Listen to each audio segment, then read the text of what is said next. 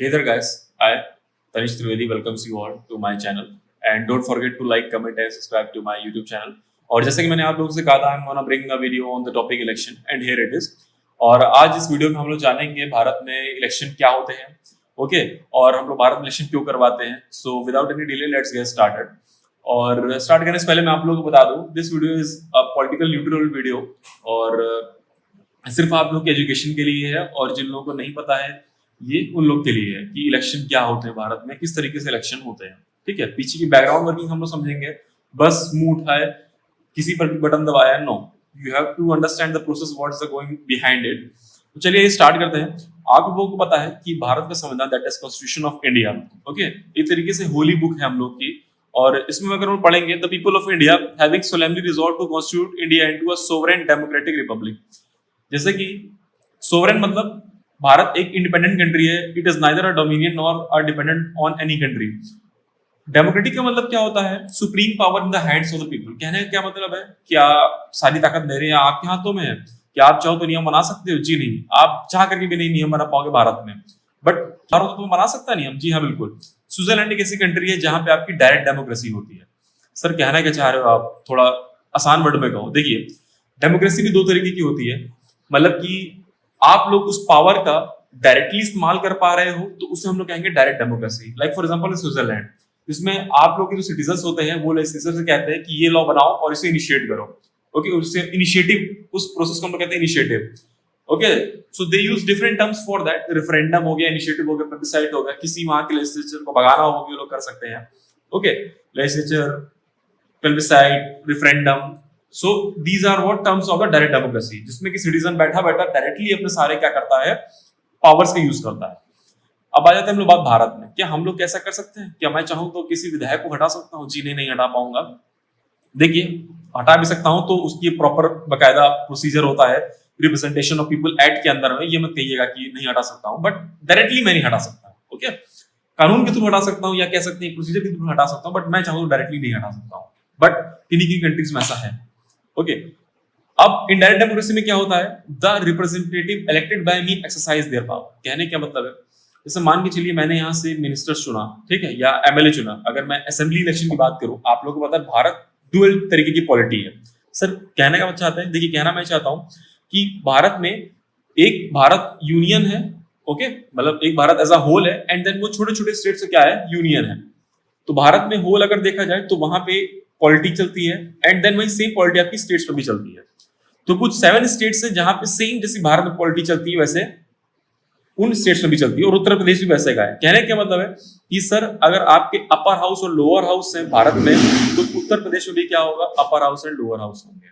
Okay, so assembly and उसमें बात कर लेते हैं हम लोग बाई कैमरा सिस्टम से हम लोग कहते हैं, जहां पे हम लोग के 2 हाउस होते हैं पार्लियामेंट के, upper house and lower house. अब ये आप लोग ने पढ़ लिया भारत में क्या है, इनडायरेक्ट डेमोक्रेसी है, कि हम लोग अपनी पावर डायरेक्टली नहीं एक्सरसाइज कर सकते हैं, but we have to elect the representative so that they can exercise their power. Okay, अब हम लोग आ जाते हैं क्या, किस तरीके से हो सकता है. अब जैसे मान के चलिए हम लोगों ने रिप्रेजेंटेटिव इलेक्ट करे, वो क्या करते हैं, नियम बनाते हैं, है ना, उसके बारे में डिबेट करेंगे, प्रॉपर डिबेट करेंगे, डिस्कशन होगा, कुछ लॉज फ्लॉज होंगे, फिर ये उन लोगों का काम हो गया. देन इसके बाद ये आता है एग्जीक्यूटिव के पास. ओके, फिर वहां पर उनके साइन होते हैं. देन उसके बाद वो जो आपका बिल होता है वो फाइनली लॉ बनता है. लेजिस्लेचर का काम क्या होता है कि लॉ लिखना. एग्जीक्यूशन का काम क्या होता है, उस लॉ को प्रोसेस में लाना, कह सकते हैं उसको फाइनली एग्जीक्यूट करना. सो अगर किसी डेमोक्रेटिक कंट्री में दोनों एक दूसरे पे डिपेंडेंट है, you can say if there is a dependency among these two, they are known as parliamentary form of government. Okay, अगर दोनों इंडिपेंडेंट हैं, एग्जीक्यूटिव को कोई मतलब नहीं लेजिस्लेचर से. कहने का चाह रहे हैं लेजिस्लेचर अपना नियम लिखो, हमसे नहीं मतलब है, हम तुम्हारे में नहीं अड़ंगा लगाएंगे, तुम मेरे में नहीं अड़ंगा लगाओगे. You can't question my self responsibility and I can't question your responsibility performance. Okay, दोनों इंडिपेंडेंट है, दोनों अपना इंडिपेंडेंट मिनिस्ट्री का चार्ज ले रहे हैं. ये आपका यूनाइटेड स्टेट्स में होता है, जहां का आपका प्रेसिडेंट अलग है और वहां की कांग्रेस जो कि आपकी लॉ बनाती है वो अलग है. भारत में ऐसा नहीं है. भारत में executive is responsible to the legislature for all its policies and act. कहने का क्या मतलब है कि अगर ये लेजिस्लेचर चाहे तो वो एग्जीक्यूटिव को हटा सकती है, और एग्जीक्यूटिव चाहे तो वो लेजिस्लेचर को हटा सकती है. बट ऐसा आपका यूएस में नहीं है. तो हम लोगों ने भारत में पढ़ लिया इनडायरेक्ट डेमोक्रेसी है, और कैसी डेमोक्रेसी है, what, parliamentary form of government in which the executive is responsible to legislature for all its policies and act. अब देखिए ये जो आपका पार्लियामेंट है जहां पे आपके लॉ लिखे जाते हैं, इसमें कौन कौन आते हैं? इसमें आपके आते हैं प्रेसिडेंट, ठीक है, मेन जो है प्रेसिडेंट। कोई भी अगर मान लीजिए मैंने लॉ बना दिया, वो लॉ तब तक नहीं बनेगा जब तक वो क्या करेगा, प्रेसिडेंट की उसको एक्सेंट नहीं मिल जाती, ठीक है। वो लॉ नहीं रहेगा, बिल ही रहेगा। अब चलिए आइए, पार्लियामेंट में अपर हाउस होता है जिसे हम लोग कहते हैं राज्यसभा, काउंसिल ऑफ स्टेट्स, ठीक है, जिसमें आपके क्या होते हैं, रिप्रेजेंटेटिव ऑफ स्टेट्स होते हैं एंड यूनियन टेरिटरीज वाले होते हैं, एंड सम नॉमिनेटेड मेंबर्स भी होते हैं। इसकी जो स्ट्रेंथ है वो 250 के अराउंड पे है, ठीक है। करेंटली 245 मेंबर है, जिसमें कि 225 रिप्रेजेंटेटिव ऑफ स्टेट है, 8 रिप्रेजेंटेटिव ऑफ यूनियन टेरिटरी और 12 नॉमिनेटेड बाय प्रेसिडेंट, ठीक है। अब इनका इलेक्शन कैसे होता है? By proportional representation, by means of single transferable vote. ये थोड़ा अलग होता है इनका इलेक्शन, हम लोग इनके बारे में डिस्कशन करेंगे। थोड़ी चीज बस जान लेते हैं कि जो राज्यसभा होती है वो एक आपकी कॉन्टिन्यूइंग बॉडी होती है। कहने का मतलब है कि ये डिसॉल्व नहीं हो सकती है। कॉन्टिन्यूइंग चैम्बर होती है, one third of the member retired every second year. और देन हम लोग आ जाते हैं जो मेन हम लोग का मुद्दा है लोकसभा का, जिसे हम लोग कहते हैं what, house of common, okay, या फिर कह सकते हैं हाउस ऑफ पीपल। कहीं पे आपको दिखेगा डिफरेंट टर्म्स यूज करते हुए। अब देखिए ये क्यों इंपॉर्टेंट है, ये इसलिए इंपॉर्टेंट है क्योंकि इसी के भी आप लोगों के इलेक्शन होते हैं और इसी में हम लोग रिप्रेजेंटेटिव को इलेक्ट कर सकते हैं। हम लोग राज्यसभा के रिप्रेजेंटेटिव्स को नहीं इलेक्ट कर सकते, उनको कौन करेगा? जो हम लोग ने इलेक्ट करे होंगे वो उनको इलेक्ट करेंगे। हम लोग डायरेक्टली नहीं कर सकते उनको इलेक्ट। हम लोग डायरेक्टली किसे कर सकते हैं? जो आपके लोकसभा के मेंबर्स हैं। कहने का क्या मतलब है, चलिए आइए, इसकी स्ट्रेंथ फिक्स होती है 552, जिसमें कि 530 रिप्रेजेंटेटिव ऑफ स्टेट्स हैं, 20 representatives of union territory, 2 nominated by president हैं जो कि एंग्लो इंडियन कम्युनिटीज बिलोंग करते हैं।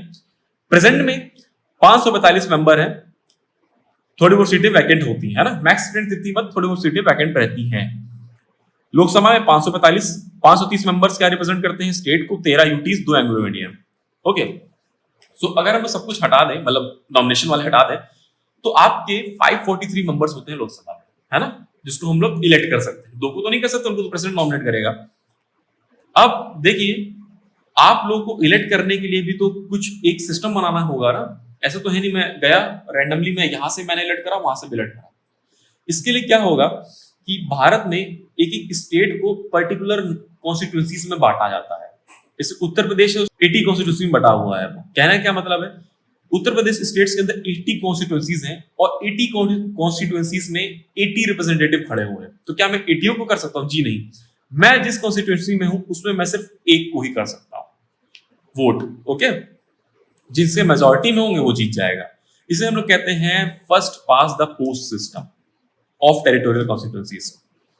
अब जैसे मान के चलिए, मैंने आप लोगों को बताया कि आप लोग स्टेट्स, यूपी जो है वो क्यों इतना फैक्टर प्ले कर रहा है, क्योंकि यूपी में पॉपुलेशन बहुत ज्यादा है as compare to other states. UP में पॉपुलेशन ज्यादा है और हर एक स्टेट को एक नंबर प्रोवाइड करा जाता है x, such that the ratio of that number upon population वो कांस्टेंट आए किसकी, सारे स्टेटों की।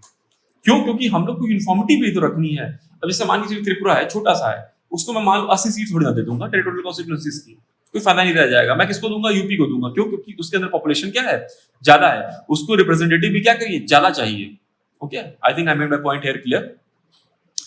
और उस कॉन्स्टिट्यूएंसीज में भी एक नंबर प्रोवाइड करा जाता है ताकि उन कॉन्स्टिट्यूएंसीज में भी आपस में क्या हो, यूनिफॉर्मिटी मेंटेन हो। तो ये हम लोग ने पढ़ लिया। अब हम लोग पढ़ने जा रहे हैं यूपी इतना चर्चा में।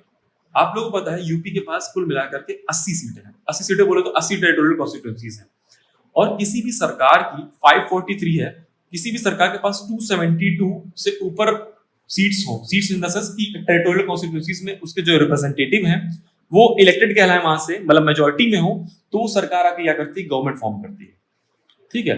और आप समझ रहे हैं 272 में 80 सीटें यूपी की अकेले हैं, तो एक कह सकते हैं लॉयन है ना, शेर है अकेले। अब इस इलेक्शन में क्या हुआ है, 2024 के इलेक्शन में भाजपा, जैसे ही आपको पता है, जो आपकी रूलिंग पार्टी करेंटली थी और अभी भी है और अभी भी आगे भी होगी 2024 में भी। एंड उसमें क्या हुआ है कि 2019 में इलेक्शन में कुछ इनकी 303 सीट्स थी, मतलब 303 इनके रिप्रेजेंटेटिव जीते थे। इस बार इनका क्या हुआ है, 240 इनकी सीट्स आई हैं। कहने का मतलब है इनके सिर्फ 240 रिप्रेजेंटेटिव मेजॉरिटी से जीत पाए, ओके। ऐसा क्यों हुआ है? क्या इन्होंने यूपी में कुछ काम नहीं करा है? क्यों? यूपी में मंदिर तो इन्होंने बनवाया, ओके।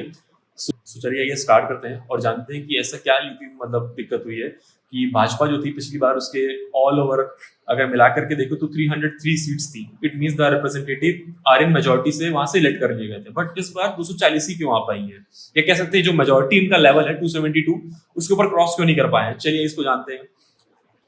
और मेजोरिटी यूपी से क्यों कम हो गई है, पहले इनकी कुछ 70s के राउंड थी, इस समय इनकी 33 है, मतलब हाफ सीट्स इनकी कम हो गई है भाजपा की। ऐसा क्यों हुआ है? पहली चीज, इन्होंने राम मंदिर का निर्माण करा, इट इज ओके, बट जो आपके ट्रू हिंदू थे वो इस बात से हर्ट हो गए हैं कि आप लोगों ने हमको 2.5 एकड़ की जमीन दी, बट जो अदर कास्ट थी या जो कह सकते हैं मुस्लिम कम्युनिटी थी उनको मेन हाईवे से लगी हुई जस्ट उनको डबल दे दी गई है। ओके, और उनका जो कंस्ट्रक्शन वर्क कर रहे हैं वो दुबई के एक बहुत ही चीफ आर्किटेक्ट है जिनको ये टास्क दिया गया है। तो कहा जा रहा है कि जो हम लोग का मंदिर है वो जस्ट उनको दोगुना बनेगा जब उनका मॉस्क बनेगा। तो ये आपके जो ट्रू हिंदू है उनके सेंटीमेंट कहीं ना कहीं हर्ट हुए हैं। ओके, दूसरा क्या है, आप लोगों को पता है unemployment. Okay, paper leaks, UP police constable का पेपर लीक हो गया, अनएम्प्लॉयमेंट हो गया। और यहाँ पे जो अखिलेश भैया लोग हैं एंड राहुल गांधी, उन्होंने एक अलायंस फॉर्म करा है, Indian national development and inclusive alliance. Okay, इसमें इन्होंने बहुत ही अच्छा एक गेम खेला है, पीडीए वाला, मतलब कह सकते हैं भारतीय जनता पार्टी का जो पैतरा था वो इन्होंने इन पे इस्तेमाल कर दिया है। पीडीए क्या है, पिछड़ा दलित अल्पसंख्यक। ओके, इसमें इन्होंने पहले आपकी जो समाजवादी पार्टी थी वो कही जाती थी कि यादव एंड मुस्लिम की वो सपोर्टर है ना, कहीं से भी देख लो जो उनके रिप्रेजेंटेटिव थे वो यादव हो गए, बट इस बार उन्होंने ऐसा नहीं करा है। इस बार उन्होंने ओबीसी वाले दलित वाले कैंडिडेट्स को आगे करा है। ओके, तो इन्होंने पिछड़ा समाज भी ले लिया है। ठीक है, दूसरी चीज ये हो गई। और देन आपकी क्या हो गई, भाजपा ने इस बार कहा गया कि जो उनके जितने मिनिस्टर्स थे वो इलेक्टोरेट से दूर रहे हैं, वो उन्होंने उनकी ग्राउंड रियलिटी नहीं आकर के देखी कि क्या है, क्या उनको दिक्कत हो रही है, उन्हें कोई मतलब नहीं था। ये भी बहुत बड़ा रीजन है। ओके, और लास्ट एंड फॉरमोस्ट एक ये भी रीजन है, एक सुनने में आ रहा है कि जैसे आप लोगों को पता है मोदी जी ने कहा था अब की बार 400 पार। तो देखिए, अगर आप लोगों को कुछ भी नियम लाने होते हैं तो आप लोगों की मेजोरिटी होनी चाहिए, और 400 पार मोदी जी का मतलब था कि उनकी मेजोरिटी हो। और तो अपोजिशन ने उसको क्या पकड़ के कर लिया है कि मोदी जी संविधान चेंज करना चाहते हैं। अब मैं बता दूं, अगर आप लोगों को कोई कॉन्स्टिट्यूशन में अमेंडमेंट करना है तो आप लोगों को स्पेशल मेजोरिटी चाहिए। स्पेशल मेजोरिटी क्या चाहिए, 2/3 of the members present in voting और प्लस उसके बाद majority of the house. Okay, तो इन्होंने ये पकड़ लिया है कि अगर मोदी जी के 400 आएंगे तो वो अकेले ही चाहे तो पूरा संविधान चेंज कर सकते हैं। ओके, आप इस बार अपोजिशन को ये नहीं कह सकते कि अपोजिशन कमजोर है, opposition is at full play, but you know who is the winning candidate among us.